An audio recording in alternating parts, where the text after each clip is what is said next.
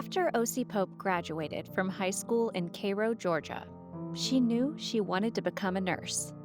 So with 50 cents and 3 dresses, one to wear, one to wash, one for Sunday, she began her studies at Georgia Baptist Hospital in Atlanta. She was 16 years old. And in 1925, the year she married, she started her nursing career at Georgia Baptist. Eager to continue learning, she visited several top hospitals across the country and even learned the technique of spinal anesthesia. One day, she took a taxi to the federal penitentiary in Atlanta to anesthetize a prisoner.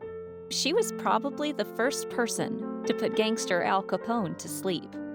She also administered anesthesia to Gene Autry and flyer Eddie Rickenbacker. In 1937, following the birth of 2 children, the family moved to Gainesville. When my family came to Gainesville, Miss Ocie said, we had a 35-bed hospital, Downey. I had not planned to work because I had 2 small children. But the shortage of nurses was so acute that I simply had to help out. And she did. Sometimes Ralph Pope, her husband, kept the babies while she worked. Sometimes doctors furnished babysitters. Her daughter, Joanne Pope Williams, remembers walking after school at Candler Street to Downey Hospital, where her mother was an operating room nurse. I would sit there and fold bandages until she got off work, she said. She always involved me, whether I wanted to or not. After Downey and Hall County Memorial Hospitals closed in 1951 and moved patients to the new 90-bed Hall County Hospital, Miss Ocie went with them. Unfortunately, nurses were still in short supply, and the answer Miss Ocie decided was to start a nursing school. The hospital auxiliary agreed. So in 1960, Miss Ocie was put in charge of following through on her dream. She founded the school that year and became its first director. She even served as interim administrator of the hospital at one time and was the first woman named to the City Board of Education and the County Library Board.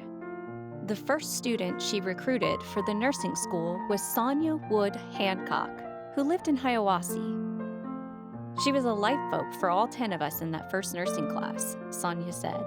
We wouldn't have made it without her. Miss Ocie helped a couple of struggling students financially and, on weekends, rescued everyone from the hospital cafeteria by taking a ham or spaghetti to the 2-story house where they lived.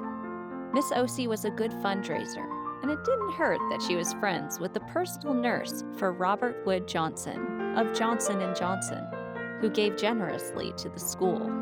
The school, part of Brenau University since 1962, was renamed in 2016 the Mary Inez Grindle Nursing School, following a gift from the Melvin Douglas and Victoria K. Ivester Foundation, funded by Miss Grindle's daughter and son-in-law. The gift coincided with formation of the K. and Douglas Ivester Endowed Scholarship at Brenau to benefit top students pursuing careers in health science professions, including nursing.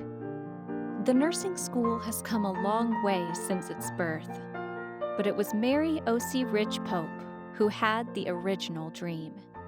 And thanks to her tenacity, leadership, and encouragement, that dream came true.